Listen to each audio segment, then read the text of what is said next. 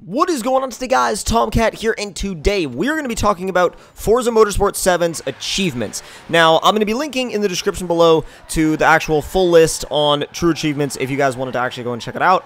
I'm going to go over some of my favorite achievements and then go over some that I think are going to be really easy to get if you want to go through and get a bunch right off the bat. So, without any further ado, let's go ahead and take a quick look here at some of the ones that kind of, I guess, stand out a little bit to me. And one of them, first off, is, or at least one that I think is going to be really difficult to get, is possibly the Platinum Collector achievement, which is basically you have to collect 700 cars and have 700 cars in your garage simultaneously, which is a huge amount. Like, it's absolutely, you have a massive garage at that point.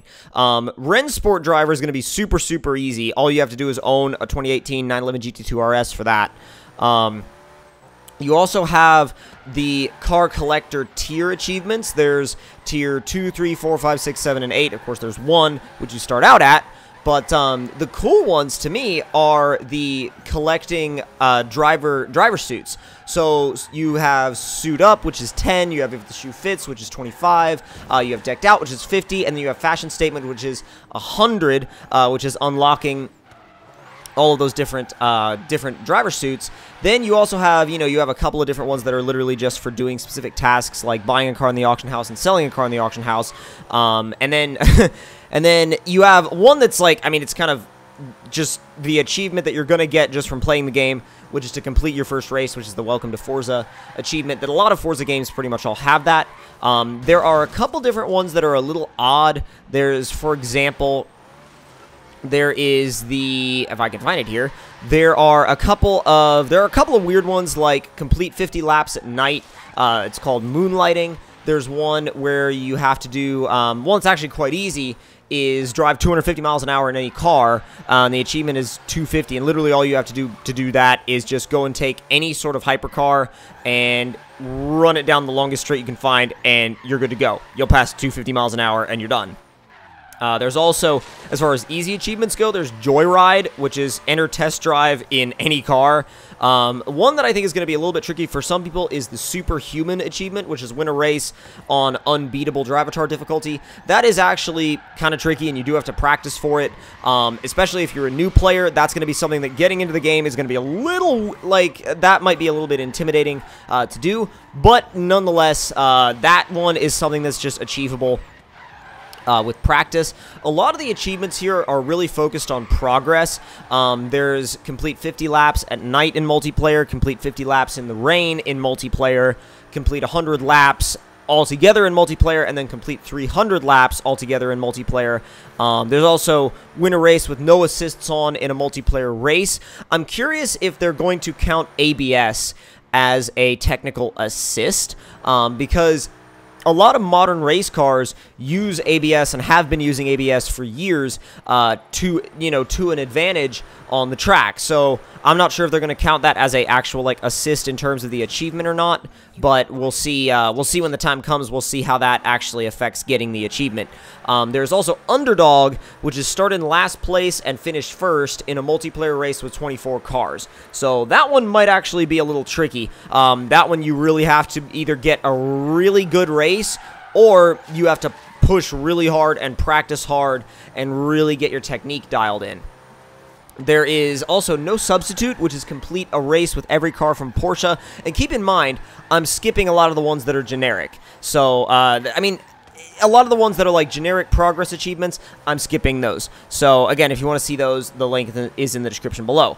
There's a couple of car-specific ones. For example, there is Monster, which is complete a race in the 2017 Nissan GT-R at Suzuka. There's also Italian Tune-Up, which is complete a race in the 2014 Ferrari FXXK at Mugello. There's also Bond Burner, which is complete a race in the 98 911 GT1 Strassen version on Maple Valley. That's going to be a fun achievement just because it's on Maple Valley. I mean, like, there's no question about the fact that Maple Valley is one of the most fun tracks that has ever been in a Forza game, in my personal opinion.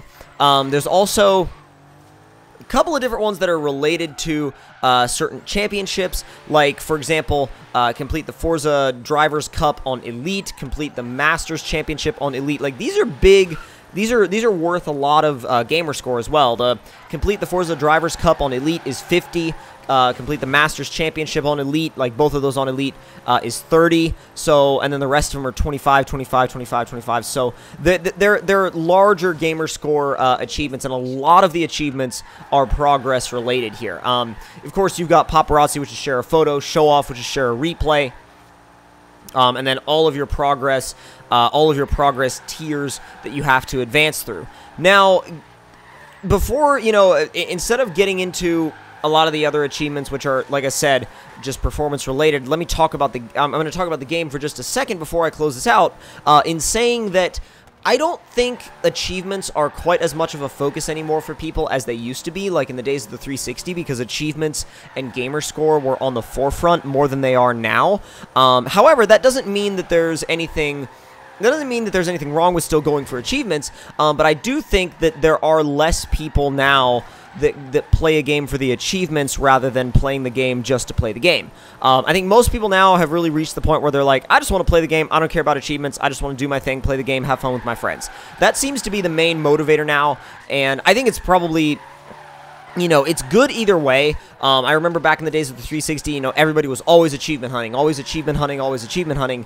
And now that doesn't seem to be so much of a case, especially in racing games and driving games. A lot of people just want to get on and have fun and drive and play with their friends. So that's my take on achievements for now. And yeah, I kind of slightly screwed that up and hit the wall, but it's okay. We'll gloss over it.